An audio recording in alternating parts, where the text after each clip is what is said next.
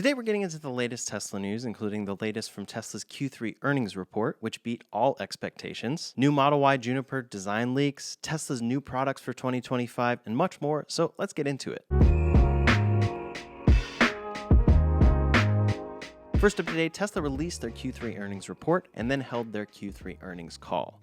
First up were the earnings, which beat all expectations. According to Troy Teslike, quote, "Wow, Tesla beat all estimates. In the table below, the last three columns show the actual numbers, my estimate, and the analyst's consensus. The biggest surprise was the automotive cost reduction, which was much better than expected. Here we can see them doing much better than what all of Wall Street expected, which is very impressive. That's always great news because it shows that no matter how much we see from Tesla and what cool products we see, they're actually making money with these products, which means that they can continue scaling and building into the future. They actually have the funds to produce these products and work on the training for AI things that we hopefully will see from them in the future. But when it comes to products, they detailed a few highlights on X, saying they produced their 7 millionth vehicle at the Fremont factory. That's a huge milestone for Tesla. If we look back just over a decade, we can see almost no Teslas ever built, and now they're to 7 million worldwide. Preparations continue for new models that will begin launching in the first half of 2025, and what I find particularly interesting here is that they say this includes more affordable models, not that this is specifically more affordable models. So to me, that could indicate a number of things. We could see some new Cybertruck variation like a Cyber van. We could see updated versions of the Model S or X, or we could just see the Model Y Juniper, which will likely keep its same price or potentially see a price increase if demand is very hot when it comes out. In addition to all of that, though, there are the rumors that Tesla's more affordable models, which they say will be included here for the first half of 2025, might be something like a Model Y that's much smaller. A smaller version of that body, maybe that's just shorter, is 5-seater and doesn't have quite as much capacity, but has great efficiency and maybe a lower range. The Model Y is Tesla's most optimized product at this point, and they specifically detailed on this report that their cost of goods sold per vehicle came down to the lowest level ever, which is a key to enabling affordability in the future. If they can make more money off of their products, that means that they can lower their pricing. Regarding that Model Y Juniper, though, we do have some new rumors and leaks about what this design could look like. When we look at the Model 3 refresh, that was designed in China by Tesla, and it brought a number of changes, but a lot of them were kind of based on the Model S. I think most people really like this refresh, but when it comes to the exterior, we've now seen the Robotaxi design from Tesla. That takes some design elements from the Cybertruck and puts it onto a smaller vehicle that is more rounded, but we could see some of those elements make their way to the Model Y. We've first seen leaks of a rear light bar on the Model Y, which already distinguishes this car quite a bit in the rear from the Model 3, which is different than before. In the past, the Model 3 and Y have really just looked like siblings, but now they could distinguish these cars even further, which might be a very good move for them going into the future. The Model Y is made out of 4 factories, it's the world's best-selling car of any type, so maybe they want to take that to another level instead of making it just kind of the extra add-on to the Model 3. So there have been rumors that the front end of the Model Y would be taking a light bar design like we've seen from the Cybercab, and these renders really demonstrate what that could look like. When we look at recent sightings and what was covered up on the front end, Tesla actually was covering up a lot more than they did with the Model 3. There's really only this sliver right there at the front for the headlights to poke through, and that could very well be because there's a light bar on this car just like they've shown us on the Cybercab. Not only is this based on leaks and speculation and what people hope, but it's also based on rumors that Tesla will be taking some of that design onto the Model Y. It could be a great way for Tesla to take the design elements from future products that they're showing people and getting people excited about and put them on a current car that you can buy today. And of course, their vision is that this car really can be a robotaxi as well. It's just one that you own that you can also drive if you so choose. Personally, I'm pretty excited if that is going to be the design of the Model Y because it won't just seem like kind of an afterthought to the Model 3. It will really distinguish it as its own vehicle, and I think help make this car a lot more popular into the future. It takes some of those Cybertruck design elements and throws them onto an existing car that's the best selling in the world, but it does it in much more of a subtle way than the Cybertruck does. Speaking of the Cybertruck, though, Tesla also announced some pretty big news for that car. They said that production increased sequentially, and they achieved a positive gross margin for the first time on the Cybertruck. This is huge news because the Cybertruck is an expensive, very complex vehicle, and they're now profitable on that vehicle. This is something that can only be said for the Cybertruck and not any one of its competitors. Rivian is not profitable on the Rivian R1T. Ford is very much not profitable on the F-150 Lightning. We know GM is not profitable on the Hummer EV or the Silverado EV. So all of those are great competitors, but when it comes to scaling, profitability is the king, and Tesla already has achieved that with the Cybertruck. That's very exciting to see and should be very much what helps them make more affordable models into 2025, say the rear-wheel drive version of the Cybertruck. My one question there, though, is they just stopped making the Foundation series, which started at $100,000 and dropped its price by $20,000. Of course, some of those options do increase the price a bit, so maybe Tesla is seeing profitability already with that $80,000 price point, but I assume they achieved this profitability at that original Foundation series pricing. So I'm curious if things will change a bit with that $80,000 price tag, or if they've already achieved profitability on that price. We'll likely see what that looks like going into Q4 and into 2025 as Cybertruck production continues ramping. Many think that since Tesla's somewhat ran through their whole pre-order queue for current pricing of the Cybertruck, that the Cybertruck is going to die out in sales as Tesla is trying to increase its scale. But only time will tell, and we'll have to see how that goes. At the end of the day, the car still does start at 2 times the price that it was originally announced to start at, and soon we will see a cheaper version, but it's still quite a bit more expensive than what Tesla originally announced and took those pre-orders for. Of course, that all relates to Tesla's products and what we're likely most excited about. But for Tesla, and for many others, Tesla's full self-driving and AI efforts are what is to be most excited about. And Tesla detailed what they did in Q3 there. They released FSD Supervised version 12.5, which brings improved safety and comfort thanks to a 5x increase in the number of parameters, data, and training compute, and they'll continue to scale that in Q4. They also released Actually Smart Summon and deployed FSD Supervised to the Cybertruck. Training continued to grow at Giga Texas, and they're going to increase capacity there. They shipped a number of software features, and then they did confirm here that there's a new powertrain for the Cybercab, and it's going to be their most efficient yet at 5.5 miles per kilowatt hour. Energy continued expanding, which is often a hidden part of Tesla's business or one that people don't really talk about. And then their battery cells continued growing. They produced their 100 millionth 4680 cell and continue to make progress on scaling the dry cathode method. Both of those are very exciting because it's another level of vertical integration for Tesla, creating their own battery cells entirely in-house to power their vehicles. That was all from Tesla's earnings report, but then came their earnings call, where Elon Musk and other executives expanded on the future of Tesla. A lot of it was very good news, and then a lot of it is very future-looking and showing how much they're focused on AI and full self-driving. First up, regarding vehicle production, though, Elon Musk did say, and he said this is a prediction, so he made sure to be cautious here, but he said 20 to 30% growth is what they're expecting next year when it comes to vehicles. And this will likely be aided by whatever those more affordable vehicles are that they plan to ship in early 2025, or at least the first half of 2025. So this is obviously Tesla not keeping up with that 50% that they were aiming for quite some time, but it makes a lot of sense, and is still a very good amount of growth to see from Tesla. Then he specifically talked about the scale of the Cybercab. He said they don't just plan to be in production in 2026, they plan to be in volume production within 2026.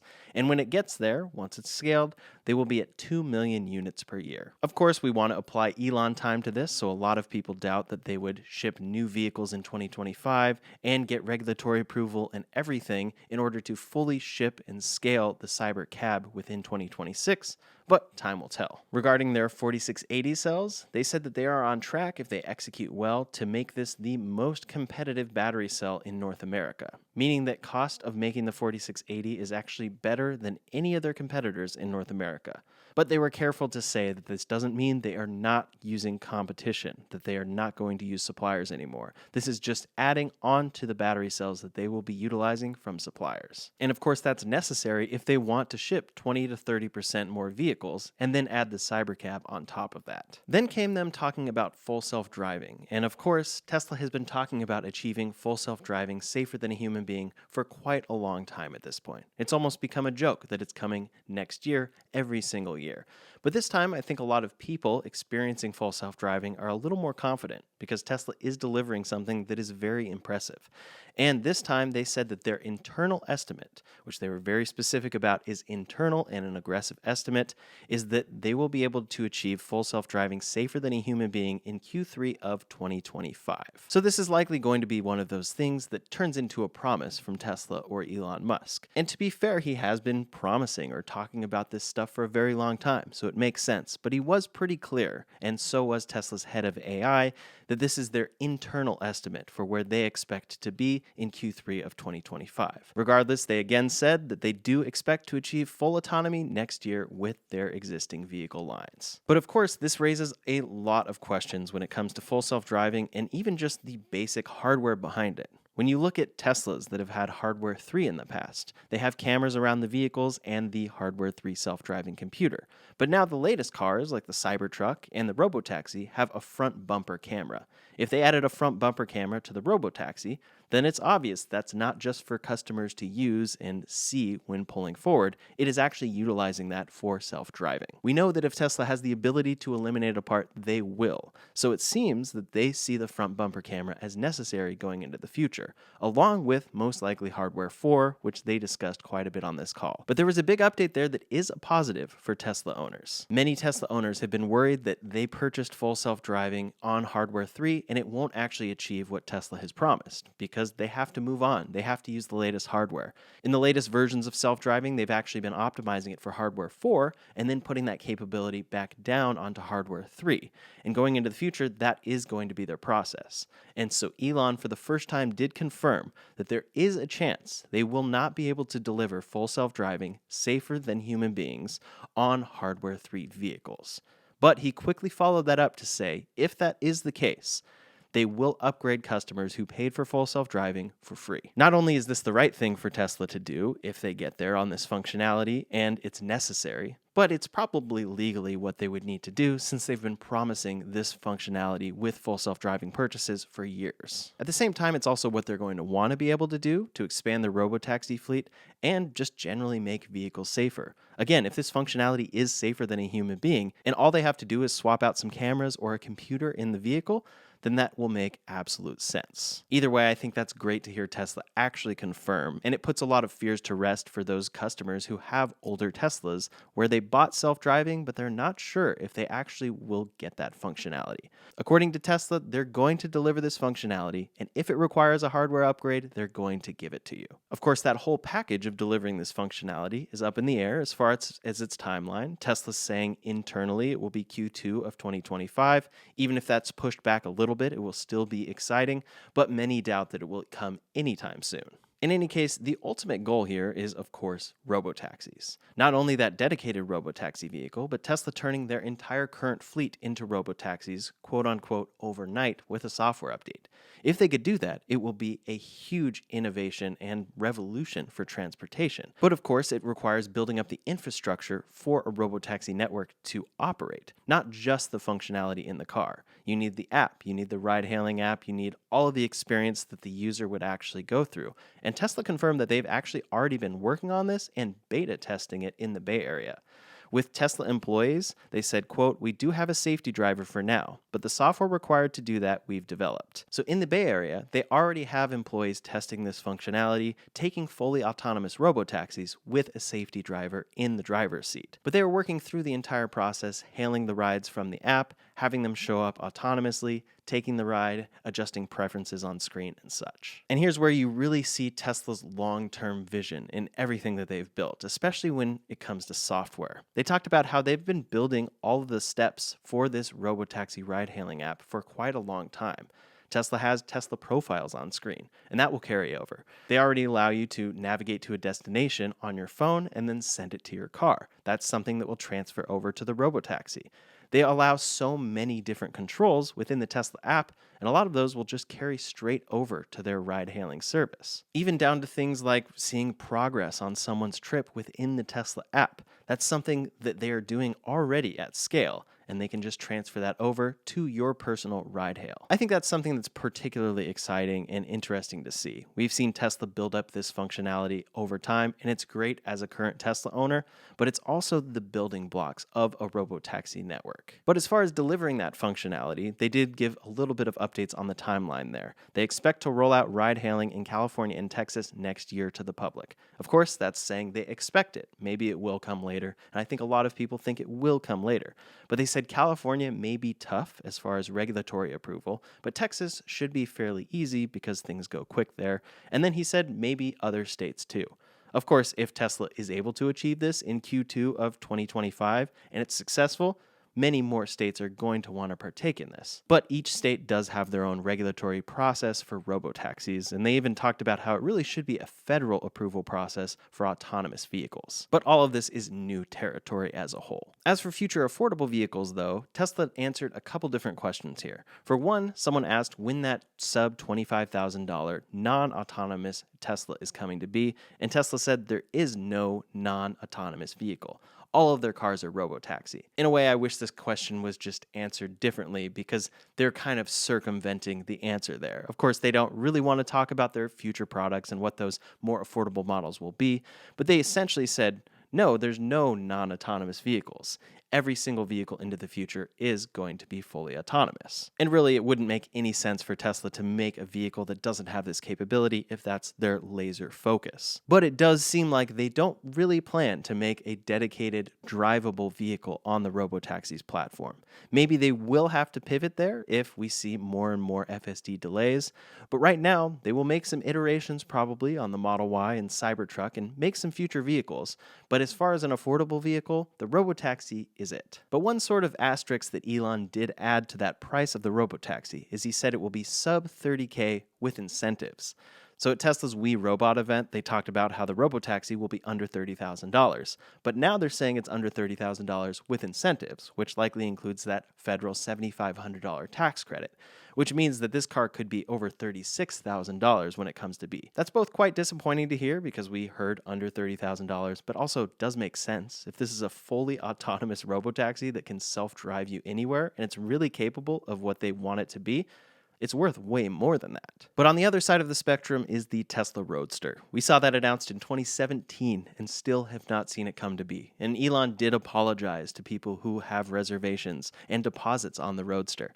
They said that they're working on it, and they said it's going to be very exciting, but it is just not their priority whatsoever. Their priorities are for things like enabling mass transportation at low cost, like they're talking about, accelerating the world's transition to sustainable energy, and more, and the Roadster doesn't really fit into that. It's almost a distraction, but it's something they still want to make because it's very cool. Still, I do somewhat wish that Tesla would just make the Roadster just to get it over with so people can't say, oh, well, look at how long the Roadster's been delayed when talking about any future product. Still, a lot of big Tesla products that have a lot of changes have been delayed in the past. The Cybertruck was many years late, at least 3 years late there. And of course, there were various world circumstances that somewhat contributed to that, and a lot going on there. But the Robotaxi does have a lot of innovation. And they talked about the innovation that it's bringing in regards to the factory itself and how it will be a revolution in automotive manufacturing. So that could take a lot longer than they are expecting. So yes, the future look for Tesla involves a lot of self-driving stuff. But at the same time, it also involves their vehicles that they're making today and succeeding with.